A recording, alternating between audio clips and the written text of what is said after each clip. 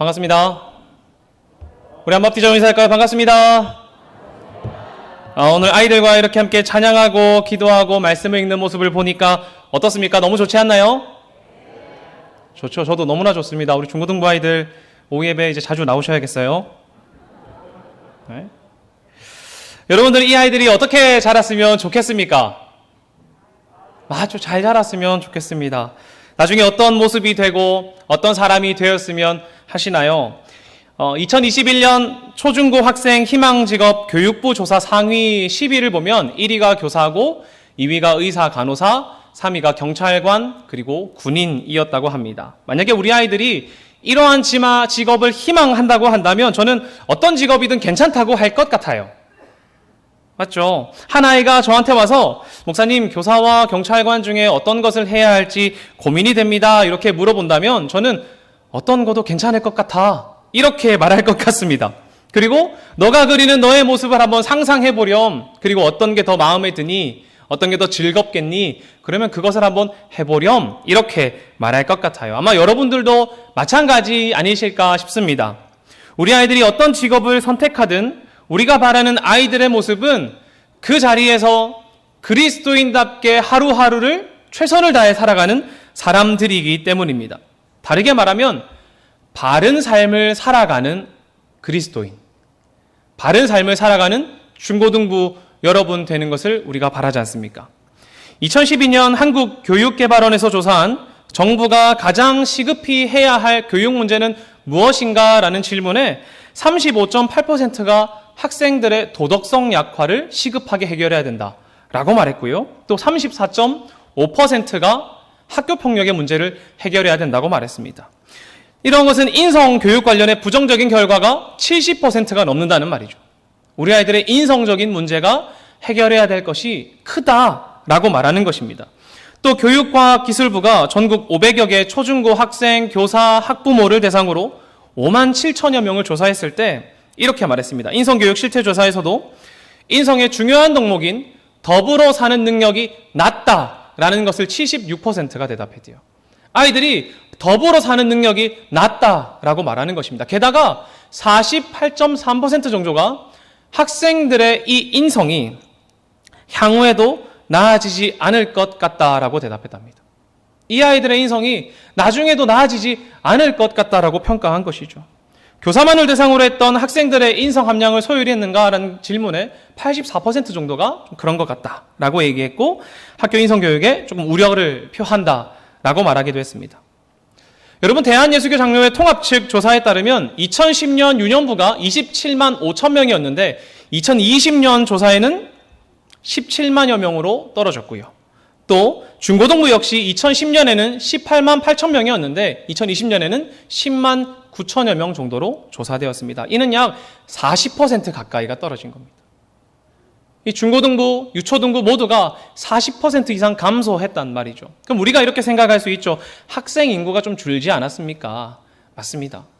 학령 인구는 12.7% 줄었는데 교회 학교는 40% 이상 감소했다는 거예요. 학생이 줄어드는 숫자보다 교회 학교 학생들이 줄어드는 속도가 훨씬 빠른 겁니다.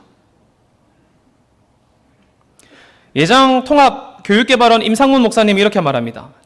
교회 주일학교 위기는 초토화 분위기라며 2030년에는 주일학교의 90%가 사라질 것이라는 예상에 공감할 수밖에 없다. 또 김진아 목사님이 이렇게 말합니다.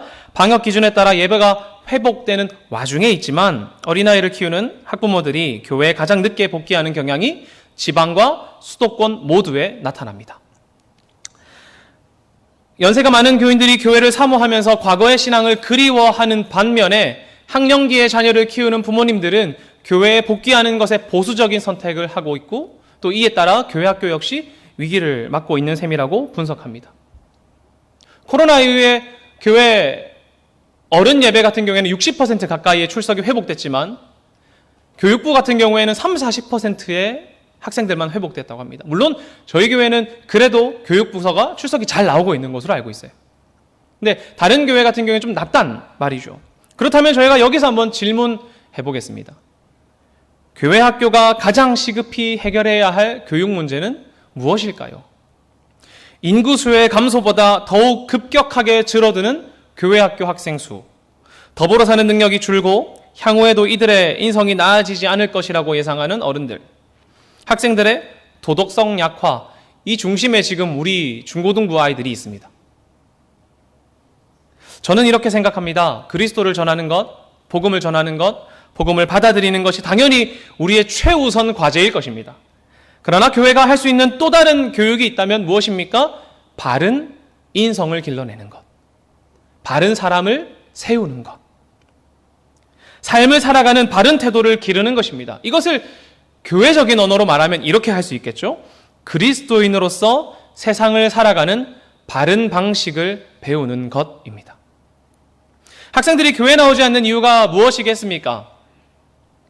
한국교회탐구조사센터에 따르면 청소년들이 교회를 떠나는 시기가 중학생 때 50% 가까이가 떠난대요. 그리고 25%가 고등부 때 떠나고요. 그 이전에 이제 유초등부에 떠나는 아이들이 한 25% 정도 된다고 합니다. 아이들이 교회를 떠나는 이유의 30% 정도가 이렇게 말해요. 교회에 가야겠다는 마음이 들지 않아서. 저는 공부가 제일 앞일 줄 알았거든요. 근데 공부가 26% 정도고 교회에 가야겠다는 마음이 안 드는 게 30%랍니다. 아이들이 교회를 떠나는 이유는 교회가 아이들에게 쉽게 말하면 재미가 없는 거예요. 재미가 없는 겁니다. 교회가 재미를 가르치는 곳은 아니죠. 재미있게 놀자고 모이는 것도 아니고요. 그러나 교회 공동체는 재미있어야 하는 곳입니다. 어떤 재미가 있어야 됩니까? 친구들끼리 서로 장난도 치고 만나고 음료수도 먹고 밥도 먹고 사진도 찍고 그런 재미 말입니다. 물론 그 과정 속에서 하나님을 향해 우리가 나아가야겠지요. 어떤 분들이 이렇게 말합니다. 교회는 하나님만 바라보는 곳이지 그렇게 노는 곳 아니야. 이렇게 말이죠. 근데 저는 이렇게 생각합니다. 우리는 혼자 하나님 바라보고 싶은 게 아니라 서로 함께 하나님 바라보고 싶은 거예요.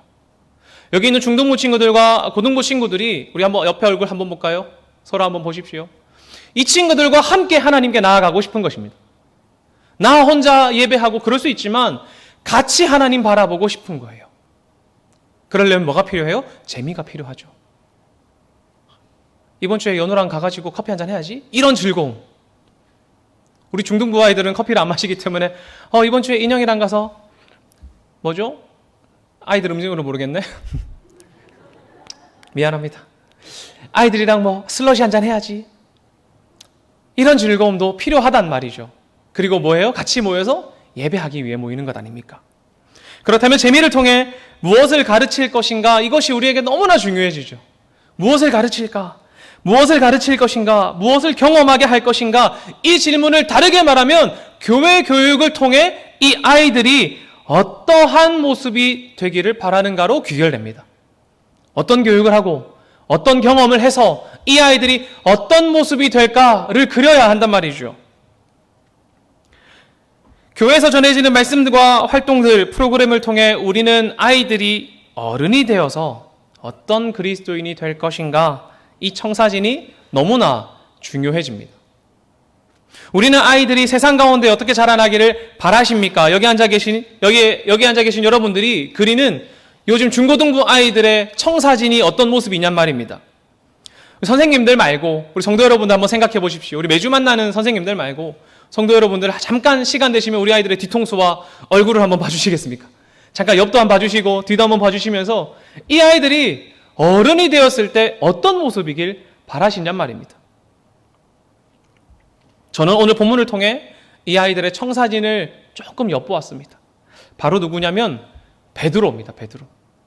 여러분 베드로의 선포를 한번 보십시오. 본문의 상황을 잠깐 살펴보면 베드로와 요한이 성전에 올라갈 때 나면서부터 못 걷게 된 사람이 성전 앞 미문에 앉아 있었습니다. 그가 베드로와 요한에게 구걸을 할 때 베드로가 말하죠. 은과 금은 내게 없거니와 내게 있는 이것을 주노니 나사렛 예수 그리스도의 이름으로 일어나 걸어라 하니 그가 곧장 일어나 함께 성전으로 들어갑니다.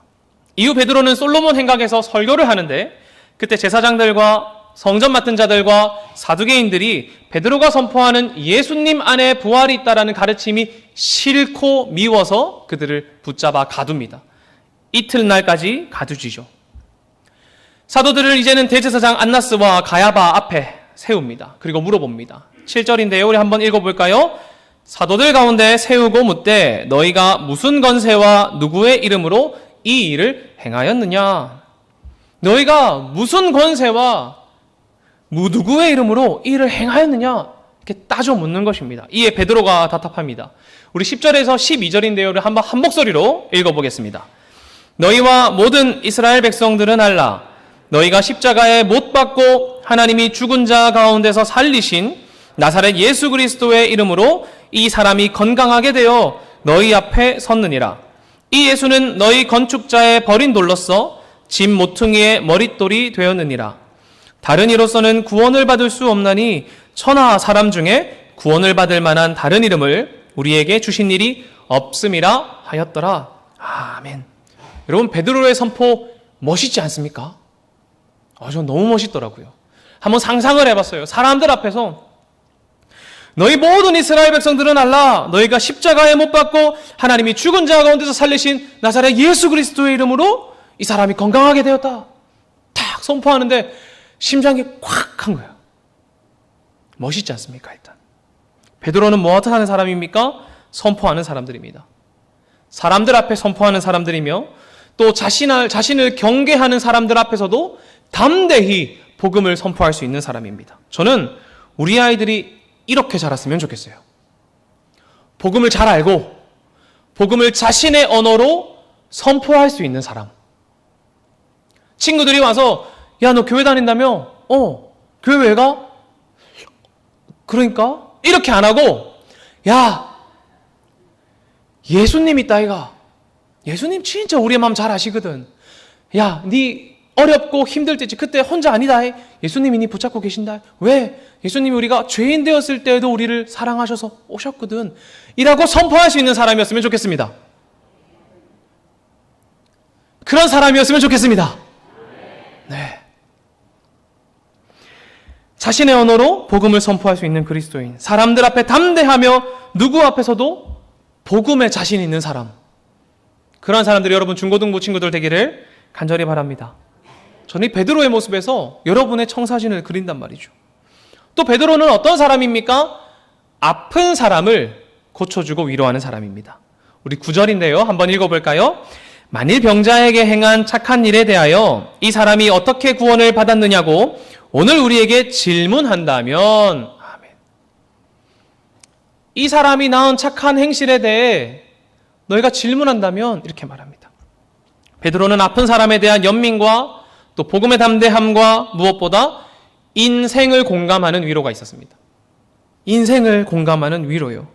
여러분, 이 사람은 미문 앞에 앉아있던 사람입니다. 성전 미문 앞에 앉은 사람이었단 말이죠. 성전에 들어가지 못하고 늘 미문 앞에 앉아 자신의 생업을 위해 구걸하던 사람들입니다. 어떤 사람입니까? 날마다 성전에 가는 사람들 앞에 들어가지 못한 채 머물러 있는 사람이란 말이죠. 이 사람이 그냥 회복돼서 좋았을까요? 물론 그것도 있겠지만 회복된 다음에 가장 먼저 한 일이 무엇인 줄 아십니까? 사도행전 3장 6절에서 10절입니다. 우리 한 목소리로 한번 읽어보겠습니다. 베드로가 이르되 은과 금은 내게 없거니와 내게 있는 이것을 내게 주노니 나사렛 예수 그리스도의 이름으로 일어나 걸으라 하고 오른손을 잡아 일으키니 발과 발목이 곧 힘을 얻고 뛰어서서 걸으며 그들과 함께 성전으로 들어가면서 걷기도 하고 뛰기도 하며 하나님을 찬송하니 모든 백성이 그 걷는 것과 하나님을 찬송함을 보고 그가 본래 성전 미문에 앉아 구걸하던 사람인 줄 알고 그에게 일어난 일로 인하여 심히 놀랍게 여기며 놀라니라. 아멘. 무엇했습니까? 무엇했습니까? 성전으로 들어가 하나님을 찬양했습니다. 그는 발과 발목에 힘을 얻고 뛰어서서 걸으며 베드로와 요한과 함께 성전에 들어갔단 말이죠. 그리고 하나님을 찬송했습니다. 이 사람이 하고 싶었던 게 이거예요. 난 낫고 싶어요 이게 아니라 이 사람 무엇 하고 싶었던 겁니까? 성전에 들어가서 하나님 찬송하고 싶은 겁니다. 베드로가 그 지나가던 사람에게 갑자기 왜 너 일어나 이렇게 했을까요? 이 사람은 하나님 찬양하고 싶은 사람이니까요. 그런데 못하고 있는 사람이지 않습니까? 이 아픔에 공감하고 위로하고 무엇을요? 회복을 전하는 것입니다. 저는 우리 아이들이 이런 사람 되었으면 좋겠습니다. 누군가의 아픔을 면밀히 살펴보고 내가 도울 수 있는 일을 돕고 위로하고 함께 할 수 있는 사람. 따뜻한 말 한마디에 누군가가 힘을 얻고 내가 섬기는 작은 섬김으로 그가 조금 더 하나님 앞에 나아올 수 있게 만드는 사람. 하나님이 나를 사용하셔서 내가 전하는 사랑과 내가 전하는 말과 내가 전하는 행동을 통해 누군가가 하나님의 위로를 얻고 회복을 얻었으면을 갈망하는 사람. 그런 중고등부가 여러분들 되시길 간절히 바랍니다. 여러분들도 우리 아이들이 그렇게 되면 멋있겠죠. 전 너무 멋있을 것 같아요. 어떤 친구가 와서 우리 고등부 새 친구 왔는데 무슨 일로 왔니? 보성이가 제가 힘들 때 참 위로를 많이 해줬거든요. 그때 위로가 참 예수님이 해주시는 것 같아서 저도 교회에 한번 나와봤습니다. 부장 선생님 울고 막 정모 선생님 우시고 막 안 그러실까요? 이 얘기를 들은 여러분 안 우시겠습니까? 전 마음이 막 확 막힐 것 같아요. 저는 우리 아이들이 사람들의 아픔과 연약함을 보고 밟고 일어서서 자신만 서는 이기적인 사람이 되는 것이 아니라 위로와 회복을 전해 하나님께로 함께 나아오는 그리스도인이 되었으면 좋겠습니다. 아이들의 넓은 마음이 세상에서 볼 수 없는 바른 삶이 그리스도의 위로를 전하는 사람 되었으면 한단 말이죠.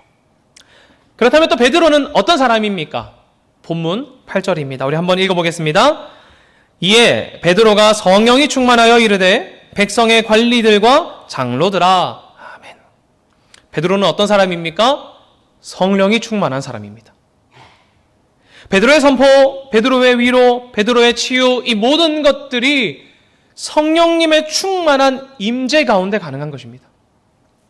성령님의 충만한 베드로와 같이 저는 우리 아이들이 말씀 앞에 엎드리고 하나님 앞에 기도하고 한 마음으로 찬양해서 성령님이 충만한 산 살았으면 좋겠습니다.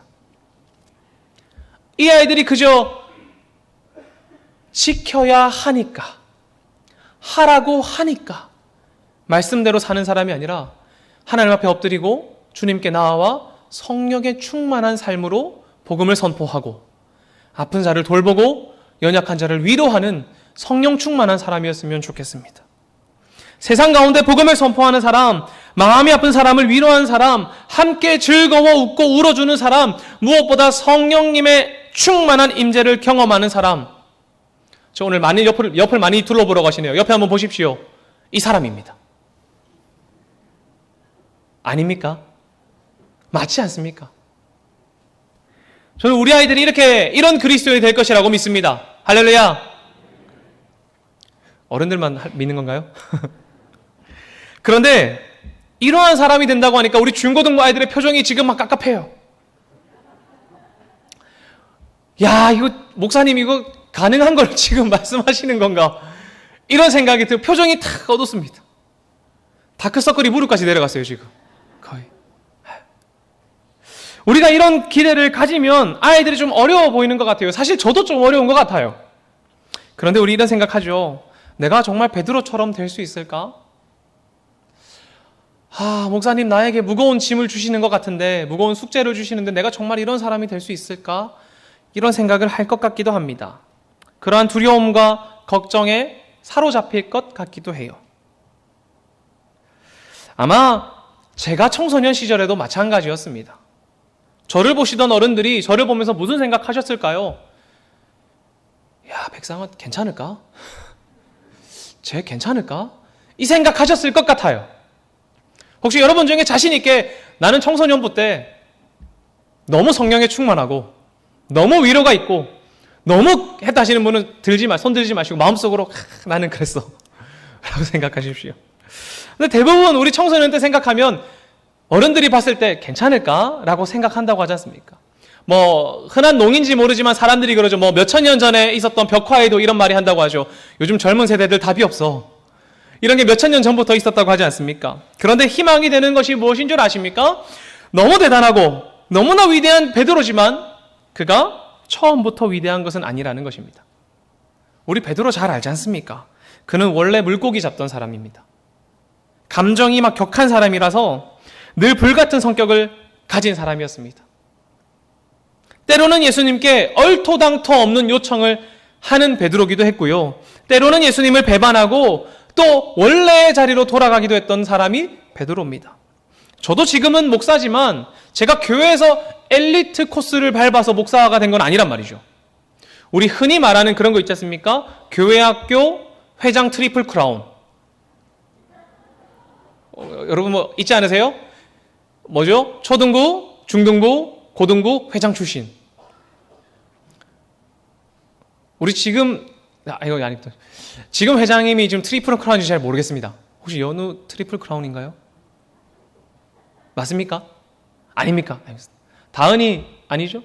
아닙니다. 네. 저는 그런 사람은 아니었습니다. 초중고 회장 나오고 대학부 가서도 회장하고 청년부 가서도 회장하고 그런 사람 저는 아니었습니다. 맨날 교회 도망가기 바빴고요. 선생님들이 전화 와가지고 상환아 오늘 교회 와야지. 예 가겠습니다 하고 맨날 전화 끊고 안 가고, 전화 오시면 갑자기 배가 너무 아파가지고 못 갔습니다. 다음 주에 꼭 갈게요 이러고 당연히 다음 주에도 안 가고, 어떻게 하면 교회 빠질까 고민하고, 막 전도사님이나 목사님이 설교를 하시고 나면은 가가지고 막 따져보는 거예요. 아까 말씀하신 거 앞뒤가 좀 안 맞지 않습니까? 아까는 이래 말씀하셨다가 나중에 이렇게 말씀하지 않으셨나요?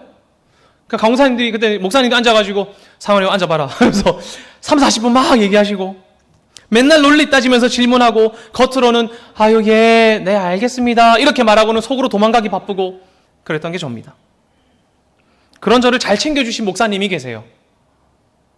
그때는 전도사님이셨는데 때때마다 저를 집에 데려가셔서 라면도 끓여주시고 같이 시간도 보내주시고 맨날 집에서 자고 가 이래서 자고 가고 같이 누워서 자고 금요철야 같이 찬양하고 야식 같이 먹고 그랬던 목사님이 있습니다. 그때 목사님이 저를 보시면서 어떤 생각했을까요? 야, 상원이 답답한데 어떡하지? 이런 생각 하셨을 것 같아요. 그런 저의 모습을 보면서 그 목사님께서 야, 상환이는 맨날 교회 도망가고 맨날 목사님한테 나쁜 질문하고 맨날 속으로는 나쁜 생각하면서 나중에 목사가 되겠지 이 생각하셨을까요? 안 하셨을 것 같아요. 그분의 눈앞에 있는 저는 모자라고 부족하고 나쁜 생각으로 가득 차고 이기적인 저였지만 하나님의 눈으로 저를 바라보시고 하나님의 마음으로 저를 품고 하나님의 시선으로 비전을 발견하고 아름다운 미래를 그려갔단 말이죠.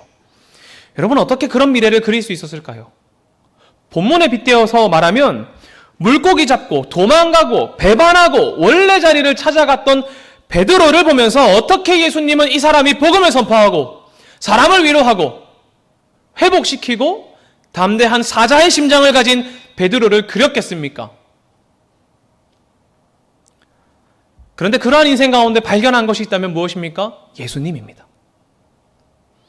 베드로의 삶엔 언제나 예수님이 있었습니다. 심지어 도망간 베드로에게도 예수님이 찾아가셨단 말이죠. 베드로의 모습을 보면서 어떠한 멋있는 비전을 그릴 수 있는 게 아니에요. 무엇이 있습니까? 예수 그리스도가 함께할 때 우리 아이들의 삶은 변화할 것입니다. 예수 그리스도가 찾아가셔서 우리 아이들의 삶을 만지실 때 이 아이들의 삶이 바뀔 것입니다. 지금은 부족해 보이지만 이 아이들의 삶은 복음을 선포하는 위대한 선포자로 변할 것이란 말이죠. 그렇다면 우리 잠시 예수님과 베드로 사이에 무슨 일이 있었길래, 도대체 무슨 일이 있었길래 삶이 변했을까 한번 고민해 봅시다. 여러 가지 일 중에 무리를 걸은 베드로를 한번 상상해 보겠습니다. 제가 정말 자주 하는 말씀이에요. 우리 중고등부 친구들 중 꽤 많이 들었을 텐데, 무리를 걸어오신 예수님은 베드로에게 걸어오라고 말씀하시죠. 걸어와. 예수님은 베드로를 초청하십니다. 어찌 보면 베드로가 그 물 위를 걸을 수 있었던 것은 첫 번째는 예수님이 초청하셨기 때문이고 두 번째는 그 물 위에 예수님이 계셨기 때문이라고 저는 생각합니다. 예수님이 계시지도 않고 보이지도 않는데 혼자 걸었다면, 예수님의 음성은 들었는데 보이지 않는다면 이 친구들 조금 걱정했을 것 같아요. 그런데 예수님이 부르셨고 거기 계셨기 때문에 베드로는 발걸음을 내디딜 수 있었습니다. 여러분, 우리 아이들을 베드로라고 한번 생각해 보십시오. 이 아이들에게 분명 예수님께서 어느 때에 아이들에게 원이라 물 위로 걸어오렴 이렇게 말할 것입니다. 현균아 물 위로 걸어오렴 이렇게 말할 것입니다. 그때 발걸음을 내딛겠죠. 그런데 이 아이들이 예수님의 음성 잘 구분 못할 수도 있고 때로는 잘 못 들을 수도 있을 것 같아요.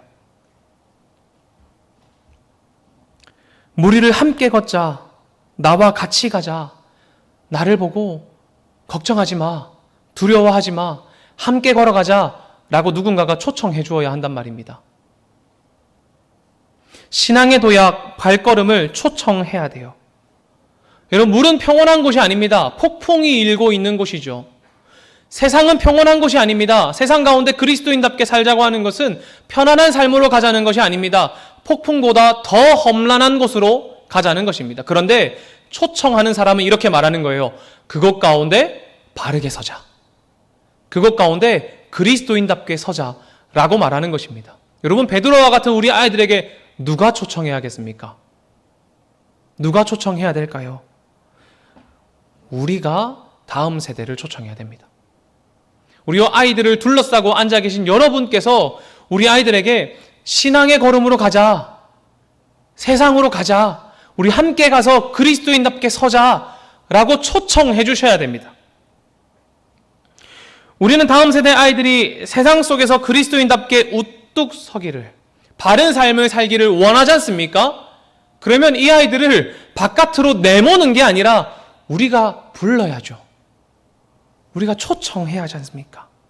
신앙 위에서 바른 삶을 사는 아이들로, 겸손한 삶을 사는 아이들로, 그리고 무엇보다 담대한 선포를 할 수 있을 만한 사자의 심장을 가지는 아이들로 신앙의 경험의 자리에, 신앙을 선포하는 자리에, 그리스도인답게 사는 자리에 우리 아이들을 불러주십시오. 기회를 주어야 한단 말입니다. 코로나 이후에 아까 말씀드린 것처럼 작년 예배는 60% 회복했지만 학생들의 예배는 낮다고 했습니다. 왜 그럴까요? 아까 말씀드린 것처럼 그 작년 성도들께서 교회를 사모하며 과거의 신앙을 그리워하는 경향이 있다고 말하는 겁니다. 뜨겁게 기도하고 예배하고 봉사하고 섬기고 그것 가운데 기쁨을 누렸던 순간들이 있기 때문에 모이는 예배를 사모한단 말이죠. 이 말은 여러분의 젊은 시절, 교회 학교 시절, 질풍노도의 시기를 보냈다고 하더라도 여러분 교회 안에서 신앙을 쌓고 신앙의 경험들을 쌓고 바른 삶을 살아가기 위해 고군분투하고 또 넘어지더라도 기도함으로 공동체 안에서 세워갔다는 것을 의미합니다. 여러분, 우리 아이들이 이런 경험이 있을까요? 우리 아이들에게 이런 경험이 많겠습니까? 아니요. 여러분, 베드로의 모습을 보십시오. 신앙의 경험을 한 베드로요. 우리 속된 말로 단물 쓴물 다 마신 베드로 아닙니까? 그러한 경험이, 넘어졌더라도 공동체 안에서 일으켜졌던 그 경험이, 하나님 앞에 달려갔던 그 경험이 선포할 수 있는 베드로를 그려내는 것입니다. 우리 다음 세대 아이들에게도 이러한 초청이 필요합니다. 어쩐 초청이요? 머릿돌 대신 예수님 위에 함께 서자라는 초청이 필요합니다. 우리는 베드로와 같이 복음을 선포할 다음 세대를 그립니다. 그렇다면 우리의 예배는, 다음 세대를 향한 우리의 초점은 신앙의 경험을 쌓는 예배로의 초청으로 집중되어야 합니다. 우리 동서동락하고 또 밖에 나가서 활동하고 그럴 때 우리 아이들 좀 불러주십시오. 같이 해보자고요. 쉬는 날이면 나와서 같이 한번 해보자 라고 좀 불러도 주십시오. 우리 아이들을 보면서 준비해야 될 것이 하나 또 있다면, 부르면서 준비해야 되는 것이 있다면 손입니다. 손. 무리를 걷던 베드로가 풍랑을 보고 두려운 마음에 바다로 풍덩 빠져버리죠. 그때 예수님께서 아이고 빠져버렸네 하고 두신 것이 아니라 즉시 손을 내밀어 그를 건지십니다. 우리 아이들이 신앙의 자리로 초청하셨을 때에 우리 아이들이 어려울 수도 있고 힘들어할 수도 있고 의미 없다고 생각할 수도 있고 또한 두려움 때문에 풍덩 바다로 빠져버릴 수가 있습니다. 그때 여러분들께서 우리 아이들에게 즉시 손을 내밀어 건져주세요. 다음 세대 아이들이 세상이라는 두려움 때문에 물에 빠져 허우적댈 때 그들을 건져주세요. 아이들이 신앙으로 잘 성장할 때도 있고 물에 빠져 허우적대더라도 저는 이러한 경험이 필요하다고 생각합니다. 반복되는 일어섬과 넘어짐 속에 우리 아이들의 신앙은 성장할 것입니다. 그 일에 여러분들께서 앞에 서셔서 초대도 해두시고 이끌어도 주시고 또 이 아이들이 넘어지면 뒤를 받쳐줄 수 있도록 앞과 뒤, 양옆에 계셔 주십시오. 지금처럼 말이죠. 여기 앉은 중고등부 친구들에게도 역할이 있습니다. 초청받으면 우리는 액션을 취해야 해요. 우리가 취할 수 있는 행동은 두 가지입니다. 하나는 초청에 응하거나 하나는 거절하는 거죠. 앞으로 교회가 여러분에게, 부서가 여러분에게, 교회 많은 어른분들께서 여러분에게 신앙의 자리로 초청할 것입니다. 우리 동네 중앙교회 여러분들, 우리 아이들 초청해 주실 수 있으시죠? 네, 여기 알겠습니다. 감사합니다. 다시 한 번 더 하겠습니다. 우리 아이들 초청해 주실 수 있으시죠? 네, 초청해 주십시오. 우리 중고등부 아이들에게 묻겠습니다. 여러분 초청에 응하실 수 있으시죠? 나도 알아요, 어려운 거. 한번 응해봅시다. 한 번 더 물어보겠습니다. 우리 교회 자리로, 신앙의 자리로 오라고 하면 응하실 수 있으시죠? 네. 마음속으로 했다고 믿어요. 여러분, 교회가 여러분에게 이제 앞으로 초청할 것입니다. 예배 자리로 나오라고요. 그리스도인답게 사는 자리로 나오라고요. 폭풍과 같은 세상이라도 걱정하지 말고 용기 있게 걸어오라고요. 우리가 받쳐줄 테니까 나오라고요. 그러니 여러분, 응합시다. 베드로의 재밌는 점은 초청에 응하는 사람이었다는 거예요. 예수님의 부르심에 순종하고 신앙의 경험으로 나아간 사람입니다. 교회에서는 여러분을 위해 신앙의 경험을 제공할 필드를 제공할 수 있어요. 행사를 준비하고 제자훈련 준비하고 수련회 준비하고 프로그램 준비할 수 있습니다. 그런데 그 경험에서 깨달음을 얻는 것은 여러분이어야 해요. 초청에 응하고 최선을 다해 경험하고 깨달음을 얻는 것은 여러분의 역할이란 말입니다. 사랑하는 동네중앙교회 여러분, 바르게 살고 싶으십니까? 세상에서 풍랑 같은 곳에서 온전하게 서 있고 싶으십니까? 그렇다면 그리스도인답게 살아야 합니다. 그렇다면 우리는 신앙의 자리에 초청해야 되고 초청받아야 하고 응해야 합니다. 초청하더라도 가서 그냥 멀뚱멀뚱 있지 말고 최선을 다하십시오. 최선을 다하십시오. 그래야 하나님 주시는 것을 받으려고 애쓰십시오. 하나님한테 하나님 나를 왜 베드로처럼 멋있게 만들어주지 않으셨나요? 하고 넘어진 채 좌절하고 울고만 있지 마십시오. 그렇게 말할 필요가 없습니다. 여러분을 향한 신앙의 경험의 초대에 응하고 신앙을 경험하고 좋다가 실패하더라도 위로의 힘을 얻고 신앙의 걸음을 함께 걸어간다면 여러분도 베드로와 같이 선포하고 위로하고 성령에 충만한 사람이 되실 것이기 때문입니다. 오늘 본문의 베드로의 모습이 여러분이 살아갈 우리들의 청사진입니다. 그 모습에 비교하며 나를 깎아내리기보다 오늘 주어진 우리의 자리에 최선을 다하고 그리스도인답게 살기 위해 고군분투하고 하나님을 붙잡으며 살아갈 때에 어느 날 여러분도 베드로와 같이 멋진 그리스도인, 세상 가운데 복음을 선포하고 위로하는 성령에 충만한 그리스도인 되리라 믿습니다. 하나님께서 그 모습을 빚어가실 것을 기대하십시오. 할렐루야. 기도하겠습니다. 하나님 감사합니다. 우리 중고등부 예딩 헌신 예배를 드립니다. 우리 중등부, 고등부 친구들이 하나님 앞에 나아갈 때에 우리 동네 중앙교회가 초청하는 신앙의 자리에 응하게 하여 주시고 그 또 신앙의 자리에서 최선을 다하여 하나님께서 주신 은혜를 발견하고 또 깨닫는 아이들 되도록 주님 이끌어 주시옵소서. 우리 아이들이 드리는 삶의 고백과 예배와 또 조금의 신앙의 도전과 실천이 우리 아이들을 빚어가실 줄 믿습니다. 하나님 주님께서 그리시는 모습으로 우리 아이들 가운데 가장 주님께서 합당하다 하시는 그 모습으로 아이들을 빚어가 주시옵소서. 주님께서 함께 하실 줄을 믿습니다. 감사합니다. 살아계신 예수님의 이름으로 기도합니다.